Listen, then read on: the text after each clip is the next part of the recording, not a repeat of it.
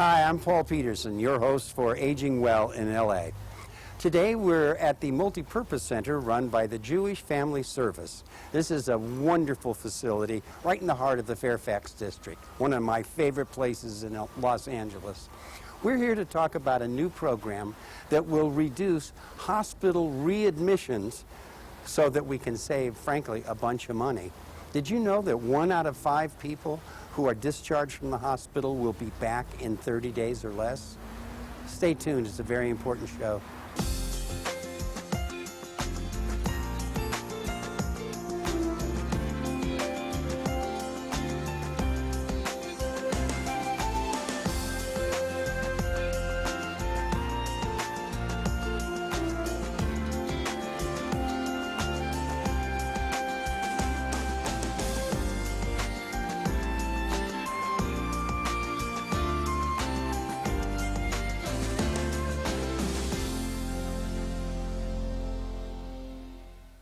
Welcome back to Aging Well in LA.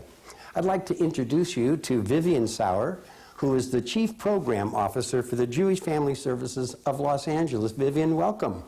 Thank you. It's a pleasure to be here. Well, thank you. We have a new program to talk about today, which is the community-based continuity of care or care transitions. Tell me a little bit about the program. What are the aims of this new program? With this new project, Jewish Family Service is really hoping to improve the quality of life of older adults in the community by making sure that they don't keep cycling back into the hospital, by avoiding those readmissions, right. And also by improving the quality of life, providing supportive services in a cost-effective manner. Right. Now, I was unaware that 1 of 5 patients are readmitted to a hospital 30 days after discharge or within that time window. That costs a staggering amount of money. Absolutely. The estimates are that over $15 billion Billion with a B. Billion with a B, Mm-hmm. a year is spent on Medicare avoidable readmissions, and that's obviously of great concern. What are some of the root causes of these readmissions? When people come back into the home without appropriate support, they often don't get back to their doctor. Right. They don't fill their medications. They might not understand what medications they should be taking. They might not have food in the home. They might not have enough care at home. Right. They might be isolated. They might not have a caregiver. So there's a multitude of reasons, but getting back to their doctor, filling their prescriptions, and making sure they have community support is primary. Okay, now how does the process begin? Does this start at the hospital where the patient is met for the first time by one of your people? Right. We're working very closely. We're the lead Jewish Family Service is the lead agency with 3 area hospitals. Good Samaritan, St. Vincent's, and Olympia Medical Center. Right. We have developed a very strong and very effective relationship with the hospital. As soon as a patient over the age of 65 on Medicare is admitted to the hospital, we get notified. We send one of our staff, a Jewish Family Service coach they're called, goes into the patient's room and helps them to understand the program and to understand the benefits of the program. Right. Now, one of the things that causes a great deal of confusion is new medications. How do you pick them up?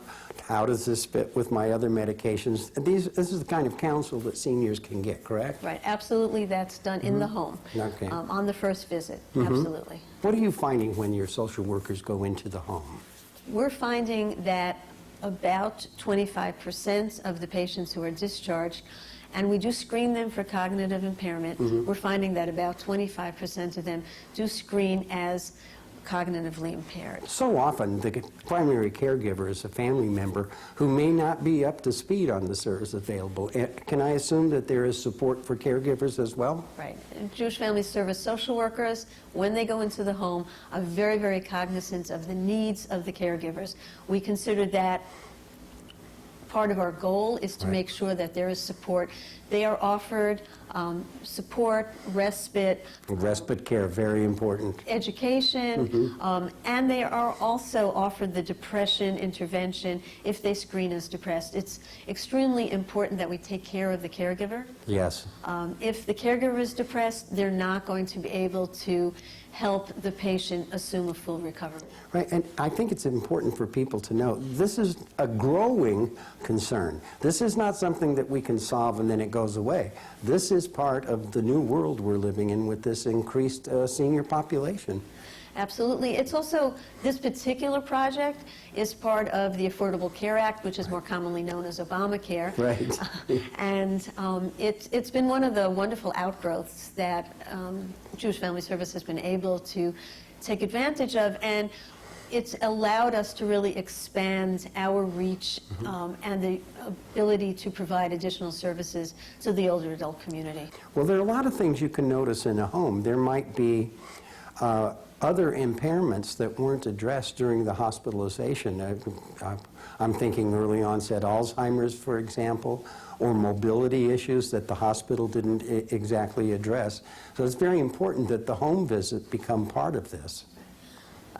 The way the program works is once the patient in the hospital agrees to a home visit, one of our Jewish Family Service coaches, these are social workers who are specially trained in these specific models, one of our coaches goes into the home within 36 hours of discharge, and that's a really critical piece. Right. They go into the home immediately, and they do a complete psychosocial assessment. They interview the caregiver as well. They take into account the needs of the caregiver, and they do understand exactly what some of the needed support issues are. Well, that can provide an insight to an impending problem and head it off. And of course, it's the readmission that's the huge expense. And if we can do something to guard against that, it's a program money saver. It absolutely is, and that's why the Center for Medicare and Medicaid Services designed the program. Jewish Family Service is actually the first collaborative to be funded in the city of Los Angeles. What's so exciting, we've been in operation with this project for about 6 months now, and what's so exciting is we are actually already seeing the impact of services, so that we are seeing that the patients that we are seeing through this project are not readmitting into the hospital. They are able to stay in the community. They are able to have a better quality of life. We are catching things like depression, which is a major factor in patients being readmitted. We are catching cognitive impairment, which might not have been realized or understood before. So it's been very exciting for Jewish Family Service staff to be part of this, and the hospitals are excited that their readmission rates are going down. That's good. Well, Jewish Family Services have been doing wonderful work in the community for decades already.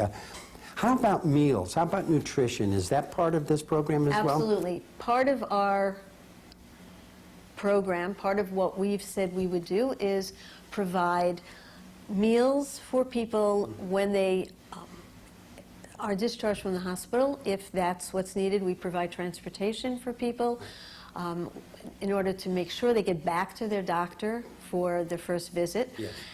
And this is a 30-day program, but the goal during the first 30 days is for the Jewish Family Service coaches to reconnect, or to connect for the first time, to connect people back to the resources and the services that are available in the community. Right, I got you. Now, they actually have kind of like a personal health report card or something that you maintain. And this personal health record is extremely important because it's based on what the patient is telling us. It's based on what the patient is telling our Jewish Family Service staff or social workers who go in. What medications are you taking? They look at all the medications that are in the home. What other resources do you have? What services are you already connected to? What services do you need to help you stay safely in the home? One of the most important things that we're focused on is to make sure that people understand that there are services provided both by Jewish Family Service and other community service providers that can help maintain people in their residence of choice, that can help people stay out of the hospital, stay out of emergency rooms.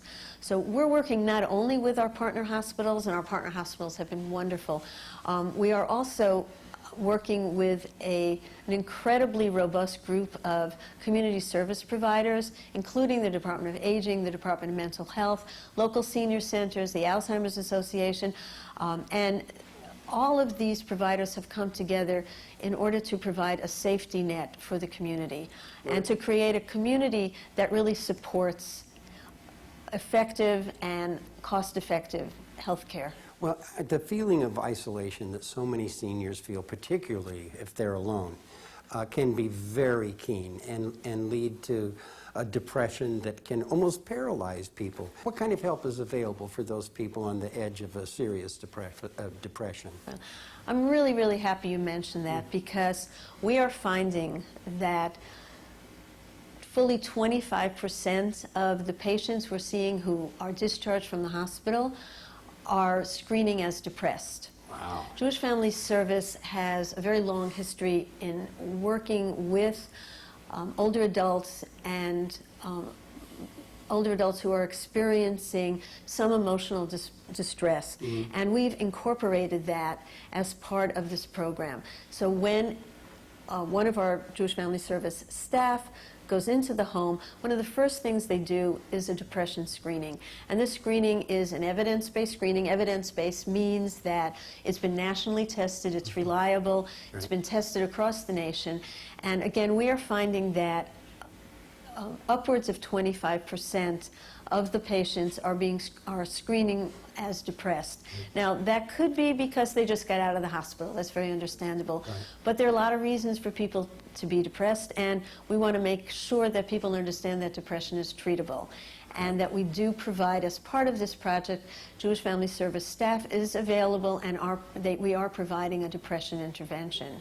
That's a wonderful idea, because that sense of being alone, especially if you're dealing with medical issues, on top of just aging, which is intimidating enough, this is a critical component. I can see that. Vivian, we so appreciate your giving us a background on this new program, and thank you so much, and continued success for Jewish Family Services. Thank you. Thank you. It's been a pleasure to be here. Okay. Time now for good advice for seniors and their caregivers on Caregiver Corner with Dr. Anat Lewis. Medications, do's and don'ts. 15 to 25% of medication usage is unnecessary or inappropriate. Approximately 800,000 preventable adverse drug events occurs each year. As we age, our body reacts differently to medication. Aging changes the way our body absorbs, metabolizes, responds to, and eliminates medication. The more medication, the more risk for complication. Why? We see multiple doctors, and at times, the individual doesn't take their medication as prescribed. So it will increase the chances of the disease progressing, complication, going to the doctor more often, and even ER visits. Some common causes of medication mistakes are due to vision impairment, where the older adult can't read what's on the prescription.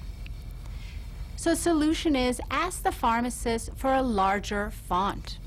Another common mistake is that they can't distinguish the pill. They're used to the blue pill and now they're getting the pink pill. So make sure you read what's on the label before you take it. Another issue is the individual can't hear the instructions when they're with the doctor. So encourage your loved one to write down the instructions. Memory loss sometimes also plays a role in not taking our medications correctly, especially dementia, where the person simply forgets to take their medication, causing them to either skip their medication or taking too much of their medication, which leads to problems. So one solution would be to purchase a pill box like this, where it has all the dates on it, and you can fill in their medication in the pill box. But before you do that, please make sure to consult with the pharmacist if the pills could be mixed together, if the person is taking more than one pill. Because sometimes when you mix pills together, it's contraindicated. Another solution, if someone has more severe memory impairment, is to hire in-home help to help dispense the medication. Sometimes the issue is cost, where the medications are so expensive that the senior will either cut their medication, split their medication, or try to stretch it out and not take it as prescribed. So a solution to this is ask for generic, which is less expensive than brand. Another possibility is to find out from your pharmacist if they have prescriptive assistance program. If the older adult lives alone, sometimes because of social isolation, the person is less likely to comply with their medication. So call up, check in, make sure they're taking the medication. An important tip is never to share medications. Don't you give it to anyone else, and don't take medications from someone else. If you feel a medication will also help you, first consult with your doctor before using medications that belong to someone else. Other safety tips include keeping a medical notebook.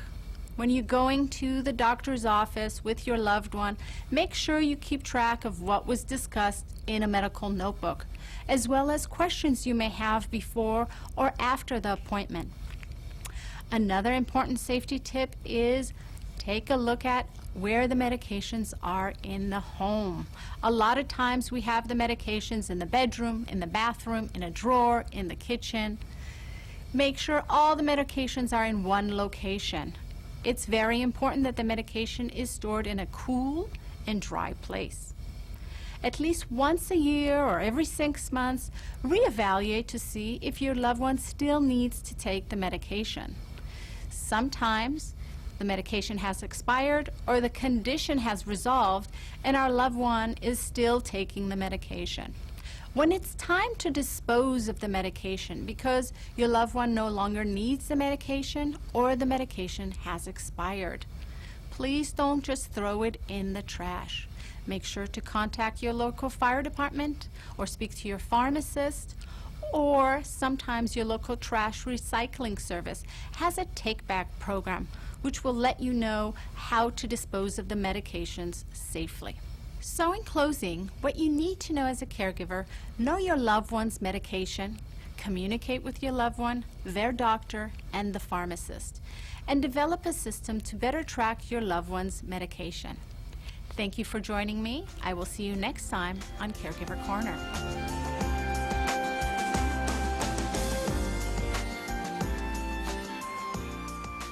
We are talking about community-based care transitions program, brand new, and I want you to meet Alea Seeger, who is a program manager.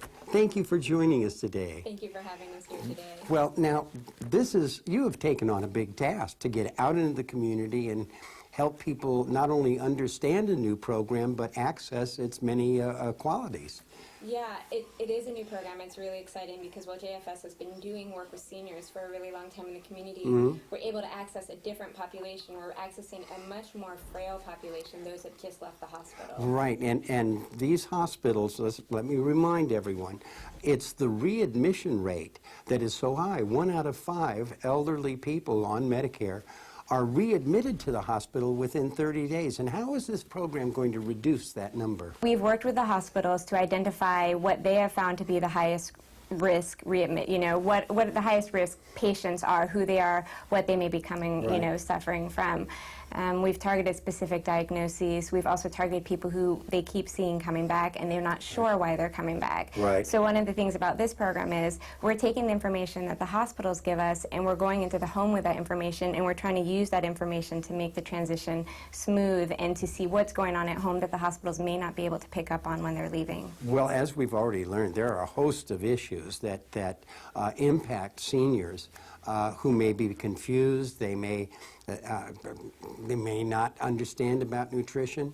but also their caregivers may not be aware of those services available. Yeah, we actually had someone yesterday who we went to go meet with them, and I'd say about 50% of our interventions are done with caregivers. Wow. And one of the interesting things about it is sometimes people have no caregivers, but in this case they had 3 caregivers, and everyone had different pieces of information. Oh, boy. So if you have 3 different people with different pieces of information and one's not available when a certain thing is occurring, which was the case for this man, he had 3 children really invested, wanted to keep him out.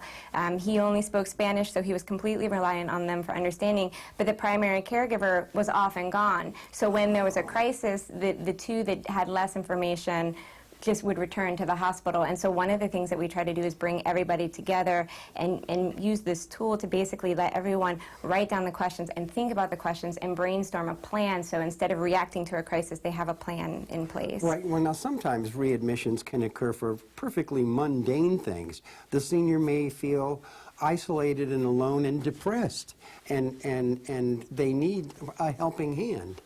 Absolutely.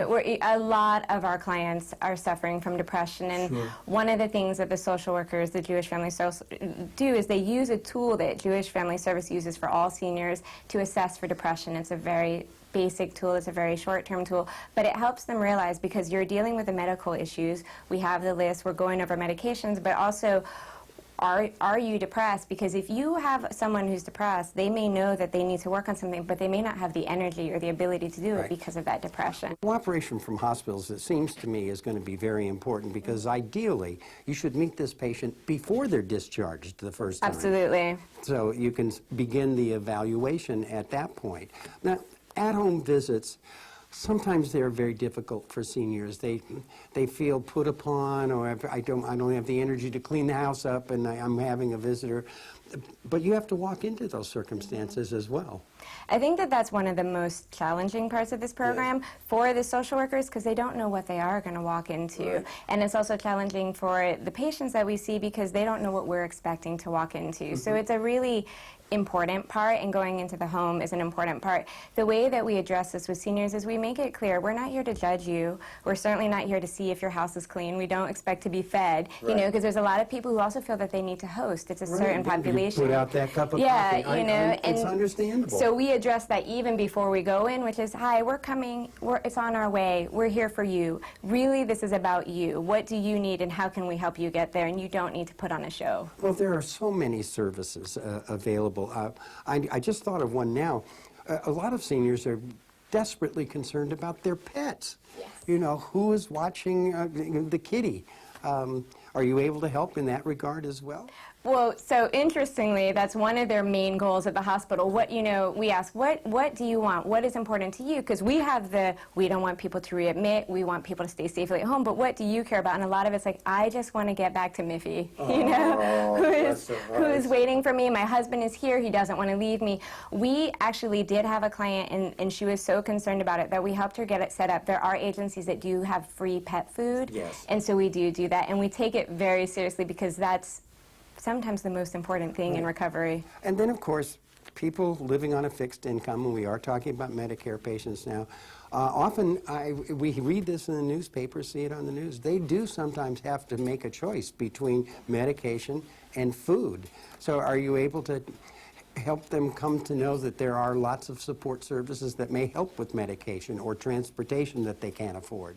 Absolutely. When we go out and we're doing the assessment, one of the things that we say, again, is we're coming to provide you with resources, but we need to know what the issues are. Right. Transportation is huge. Well, it's Los Angeles. Yeah, right. You can't, exactly. You can't get anywhere even if you aren't on a fixed income and you have a car. So if you don't, then you really do need help. Sure. We do the initial transportation, but I would say probably in 2/3 of the cases, we help people get set up with access and city ride and those sorts of things, because without the transportation, they won't see the doctor, which we talked about.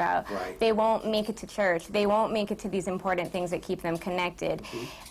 In terms of the medication, we work with them and have them talk to their doctor. There are limited resources to help with that kind of thing, but doctors are aware of these issues, and so they try to prescribe. And you know, I met with a doctor's like, we know that they don't do all of them, so we've talked to them about saying, please mention to your doctor that you can only afford so much. This is part of it. Let them know, because they may not know, and then they can help you prioritize which ones you need, but they're the ones who would know what to do.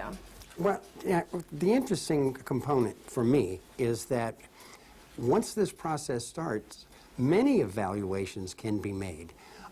Is this person safe in their home? Fall prevention is a critical factor for not returning to the hospital. Is there confusion? Is there diminished mental capacity? All of these things, a competent home visitor, social worker or not, can make an evaluation. Now, you keep track of all of this, right? There's a report card. We do absolutely keep track of it. While our main tool is a tool that we leave with them, because these are trained social workers, they are going out looking for certain things, certain smells, piles of stuff, things that may be health hazards. We do encounter hoarding. We do make reports to Adult Protective Services if we're concerned, because one of the things, the great things about this program is it's about the client, it's about them taking action, but it's also a very time-limited period, and this is our real, like, the home visit is pretty much the only time that the social worker's out there. So it's a very quick assessment, and it does require training, and it does require us working with other community resources to help pick up when we leave off. Well, what do they leave behind? Are there pamphlets and materials that are left for the senior to go over and read and self-educate? We pretty much have found that the less paperwork, the better if you're leaving stuff behind. So what we have is we have one tool, and it has it all together, and it lists off doctors' names, doctors' appointments, medication. We do a very extensive medication inventory, a place to write questions, because the thought and the hope is that they will keep using this tool and that they'll be able to keep track of this one tool and take it to the doctor when they go and keep updating it, as opposed to having a slew of papers all over. Right. Well, and changes come so quickly to a person, and once you have that first health break, you know, that has resulted in a hospitalization, you can almost guarantee that you're going to have these steps that follow on from that. So any reassurance you can give an older person is very important. Now, what about difficulties within the family structure that's providing care? Is that an issue that you can report to the appropriate authorities if you see signs or indications of abuse, physical abuse, or financial? We are mandated reporters, all social workers are, and so when we see something, we had a client actually earlier this week who reported that her daughter was verbally abusing her and that she was feeling afraid, and we are required to report those things. So we take that kind of thing seriously. You know, again, because it's a time-limited thing, we have very little backup information. We have to take people at their word, and there is a lot going on, and the stresses of providing care are real and big, and so we always bring in outside sources. We'll make a report. We will potentially also then refer to ongoing case management, and we also do provide services to caregivers who may be suffering from burnout. Do you find this to be true with this population, that they don't even know that there is a multi-purpose social center just for them right in the community, that they've never even been there before? Yes. Yeah. I'm amazed. In my family, I say, well, you know, I was visiting the multipurpose center in Hollywood. And go, what multipurpose center? I go, it's there. It's in the neighborhood. And that's the beauty of this model, is it's so basic. Yes. You know, you would think you drive by it every day, or your daughter drives by it every day, but to take the time in a chaotic life to actually explore and find out what it is when you're also trying to provide care, or when you're basically just trying to stay at home safely, is hard. So that's one of the most gratifying moments, is when we can say, you know what, this service actually does exist, and it's right here. Right there. Yeah. Well, of course, the part I love the most is the congregate meal programs, where seniors can come together and visit and share a meal. This has been such a treat to meet you, and congratulations on the good work you're doing. I wish this program all the success. Thank you. Okay, thank you for very being our much. guest. It's my pleasure, absolutely. And thank you for joining us as well here on Aging Well in LA. See you next time.